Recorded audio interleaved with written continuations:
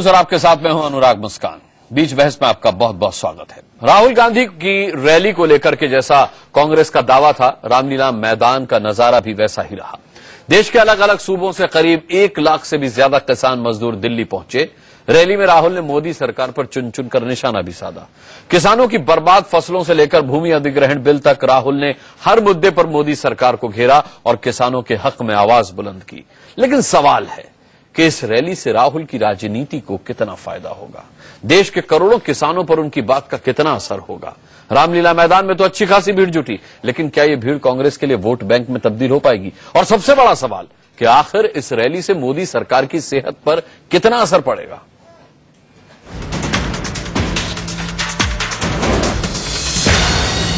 बहस में हम इस पर चर्चा करते हैं। हमारे साथ हमारे 2 संवाददाता अरविंद चतुर्वेदी और मोहम्मद अफसर मौजूद हैं रामलीला मैदान से। साथ ही हैं स्टूडियो में मेरे साथ कांग्रेस के नेता राजीव त्यागी यहां हैं। बहुत बहुत स्वागत है राजीव जी आपका। और साथ ही आरती मेहरा हमारे साथ जुड़ी हुई हैं। आरती जी, आपका भी बहुत बहुत स्वागत है।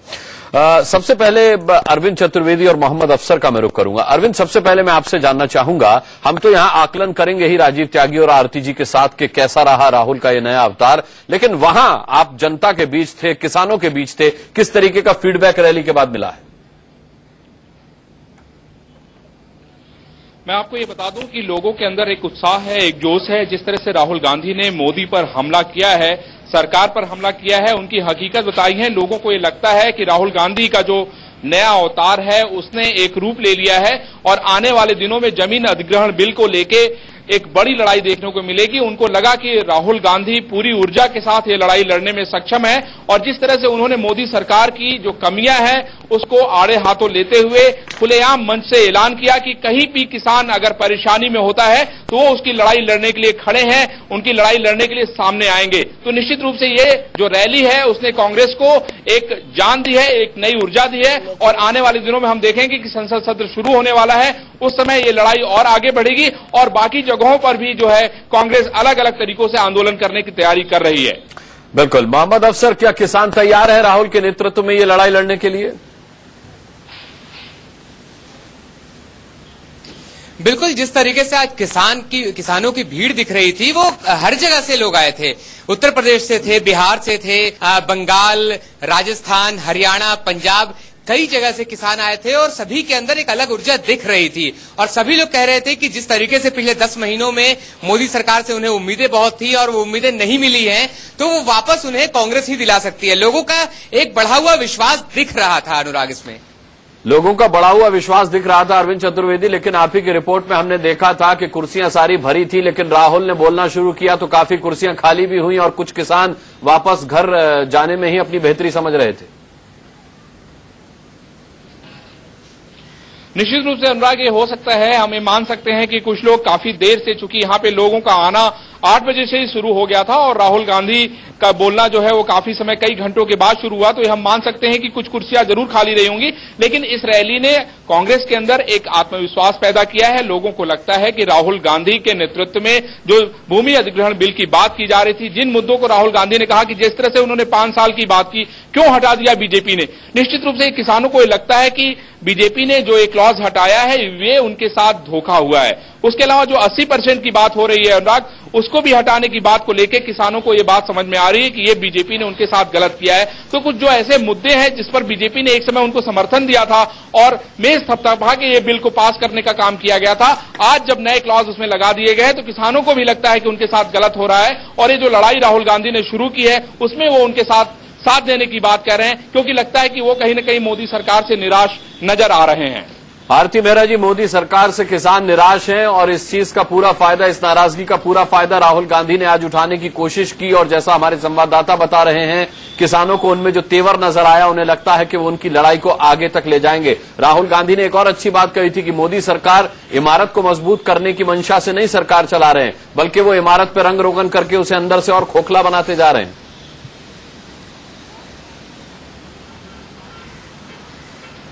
देखिए, झूठ परोस रहे हैं, दुष्प्रचार कर रहे हैं। टोटल सस्पेंशन में अगर टोटल सस्पेंस बना रहा कि आइसोलेशन में जाके इंट्रोस्पेक्शन करके राहुल गांधी जी आए तो नए अवतार में उन्हें रीलॉन्च करने की कोशिश की गई, किसानों के पीठ पे पैर रख के। किसान विरोधी रहे हमेशा से। इनकी पूरी हिस्ट्री अगर देखी जाए, 120 साल पुराना ये कानून जब 2013 में, तो भारतीय जनता पार्टी ने देश के हित में, किसानों के हित में, गरीब के हित में 2 कदम आगे बढ़ के इन्हें पूरा सपोर्ट करके इस कानून को पास करवाने में पूरी मदद की थी।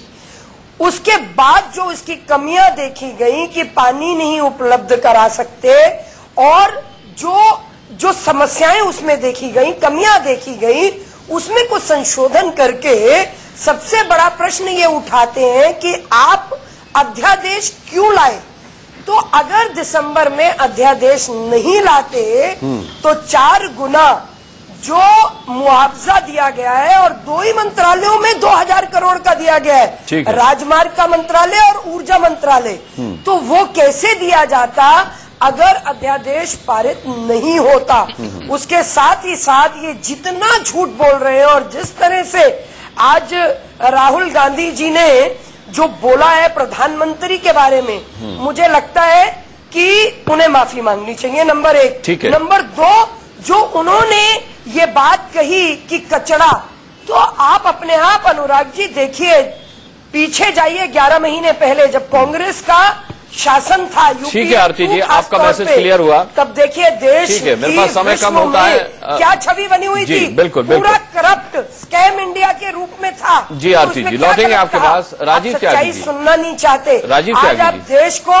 ठीक है आरती जी, राजीव त्यागी जी, मेरा एक सवाल है। आरोप प्रत्यारोप में हम लोग समय गंवा देंगे। मेरा एक सवाल ये है कि 56 दिनों राहुल गांधी बाहर रहे, अज्ञातवास में रहे, किसी को पता नहीं था वो कहां थे। इससे पहले जब वो भाषण दिया करते थे लोग सुनते नहीं थे, कुर्सियां खाली रहती थी।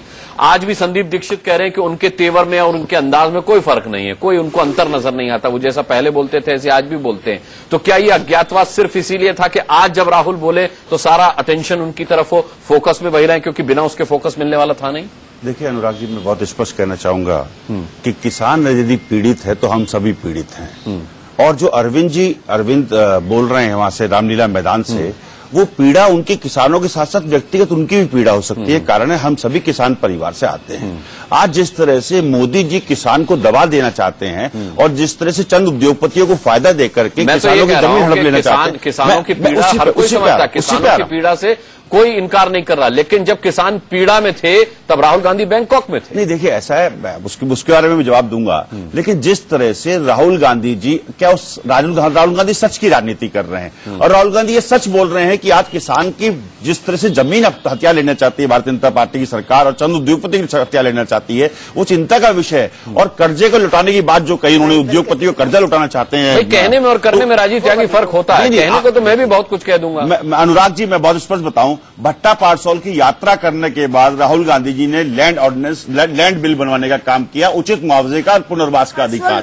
क्या खेतीहर मजदूरों को, क्या उन लोगों को जो गांव में रह रहे हैं, जो खेत किसान पे डिपेंड है पूरा का पूरा गांव, करीब 40% लोगों पे जमीन होती है, 60% लोगों पे जमीन नहीं होती गांव में, तो उन 60% लोगों का पुनर्वास का अधिकार अगर हमने दिया था और उसमें पुनर्वास की बात कही थी, उचित मुआवजे का अधिकार हमने दिया था, उस वक्त भारतीय जनता पार्टी ने सपोर्ट क्यों किया था? क्या भारतीय जनता पार्टी इतनी अदूरदर्शी थी कि उस टाइम पूरे बिल को नहीं पढ़ पाई थी? क्या भारतीय जनता पार्टी में इतने मतलब ऐसे विद्वान लोग बाग नहीं थे जो बिल को पढ़ लेते उस टाइम? छोड़िए ना, तो आज जो भारतीय जनता पार्टी की विद्वता पर हम बात ही नहीं कर रहे हैं, हम तो बात कर रहे हैं राहुल की रैली कैसी रही। आरती मेहरा जी, रैली में जिस तरह से किसानों ने बढ़ चढ़ के हिस्सा लिया और राहुल गांधी जी की क़यादत में लड़ाई लड़ने का मानता हूं, बढ़ चढ़कर हिस्सा लिया। राहुल गांधी जी ने जिस तरह से कहा कि किसान जहां भी पूरे देश में पीड़ित होगा मैं स्वयं व्यक्तिगत रूप से उसमें जाऊंगा, तो निश्चित रूप से ये हमारे लिए बहुत अच्छा इसलिए है। लेकिन राजीव त्यागी जी, एक सवाल यहां पर यह भी उठता है कि जो किसान कुर्सी नहीं, जो सवाल ये भी बनता है कि जो किसान कुर्सी छोड़कर चले गए वो कहां चले गए? मैं बताता हूं, उसका भी जवाब देता हूं।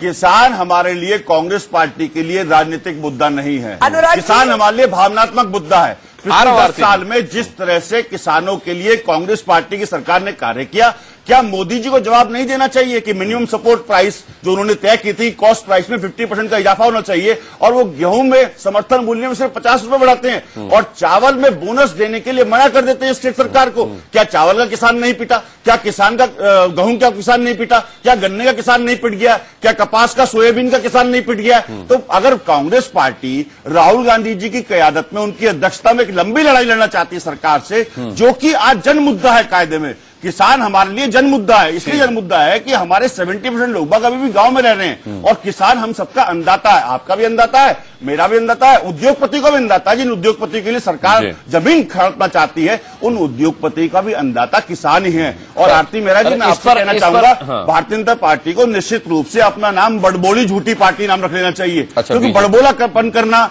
झूठ बोलना, ये आपके नेचर में आ चुका है भारतीय जनता पार्टी के लोगों में। आरती जी, हम आरोप प्रत्यारोप में नहीं जाएंगे। मैं आपसे ये सवाल यहां जरूर पूछना चाहूंगा कि कनाडा में थे मोदी जी, बेगानों के बीच, वहां 70 मिनट बोले। राहुल यहां अपनों के बीच थे, अन्नदाता के बीच थे। इन्होंने कहा कि भाई वो किसान जो है, इनका जो भावनात्मक मुद्दा है किसान, राजनीतिक मुद्दा नहीं है। केवल 10 मिनट बोले। नहीं, दूसरा जिसे आरती जी से यही पूछ लीजिए, पूछ ले रहा हूं कि लैंड ऑर्डिनेंस बिल में ऑर्डिनेंस ला करके वो बदलाव क्यों करना चाहते हैं? मुख्य बात ये है, जवाब इस बात पे दें कि उस टाइम भारतीय जनता पार्टी ने हमारे बिल को सपोर्ट क्यों किया था, उचित मुआवजे के अधिकार को, और आज वो बदलाव क्यों करना चाहते हैं? क्या निश्चित रैली पर कर्जा नहीं उतारना चाहते? राजीव त्यागी जी रैली पर। मेरी बात, मेरा आरती जी, आरती जी बोलिए। बात नहीं है, नहीं ठीक है, आरती जी बताइए। आप रैली पे जी जी जी जी जी देखिए, लेकिन झूठ क्यों बोल रहे हैं भारतीय जनता पार्टी, इसमें बता दीजिएगा। असली बात तो ये है कि अपनी खोई हुई जमीन को तलाश है जी। नहीं छोड़ दीजिए, आप अपनी बात कहिए जी। देखिए, लेकिन झूठ क्यों बोल रहे हैं भारतीय जनता पार्टी, इसमें बता दीजिएगा। असली बात तो ये है कि अपनी खोई हुई जमीन को तलाश है जी।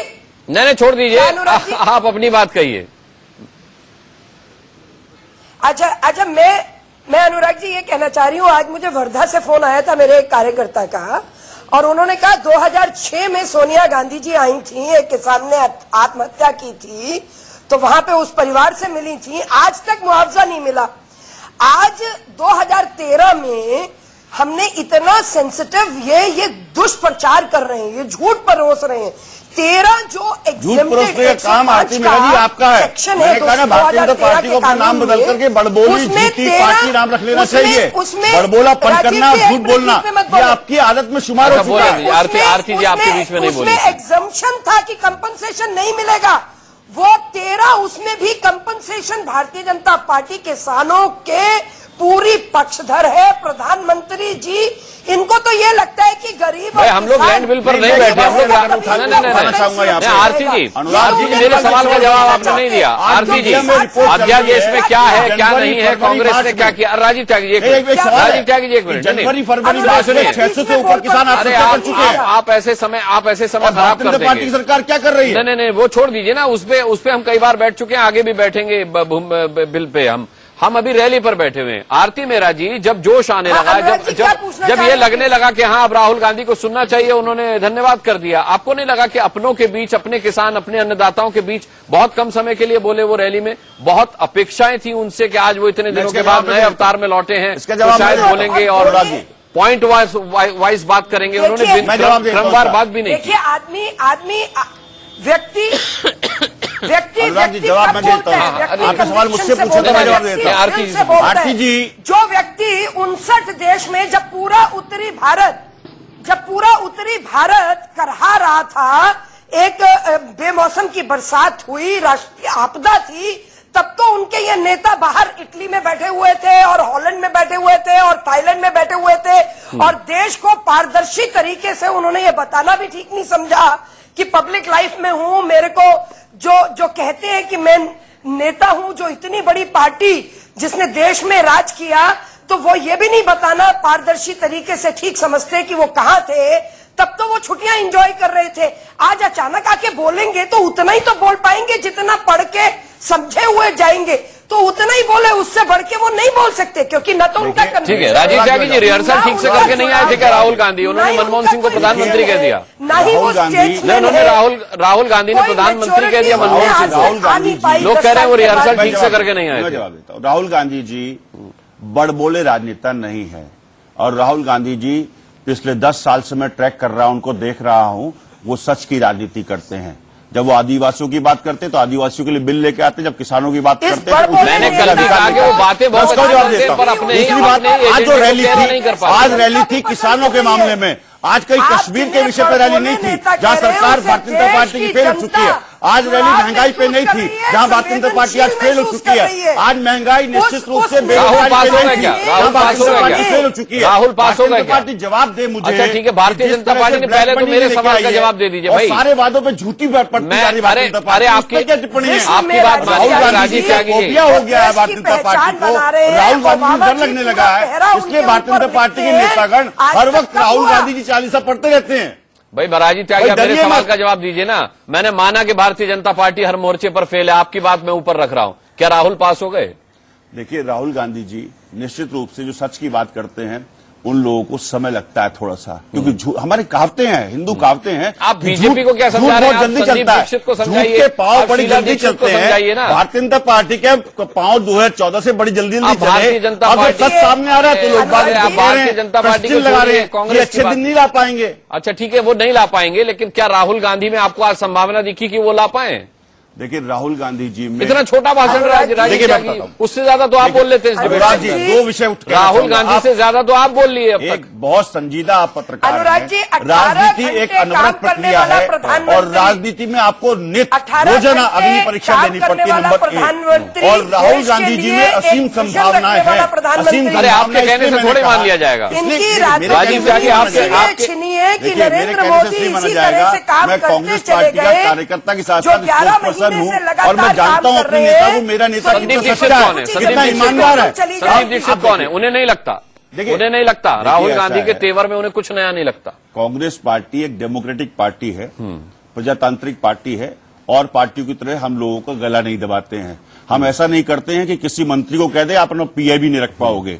हम उस तरह से अंडों में अरे आप आरोप प्रत्यारोप तो हमें बर्बाद कर देते हैं। चलिए मेरे पास गांधी या ज्ञानी फैमिली की विशेषता ये है कि जी सामने आती है गुलाबी टोपी वाले। अरे आप तो हर मुद्दे पे फेल हैं। आप तो गुलाबी क्रांति की बात करते हैं, वो फेल है, ये कहे वो फेल है। चले मैं उम्मीद कर रहा हूँ राहुल की ये नई पारी सक्सेसफुल है। बहुत बहुत धन्यवाद करना चाहेंगे सभी मेहमानों का, अपने संवाददाताओं का। बीच बहस में आज के लिए इतना ही, वक्त एक छोटे से ब्रेक का है।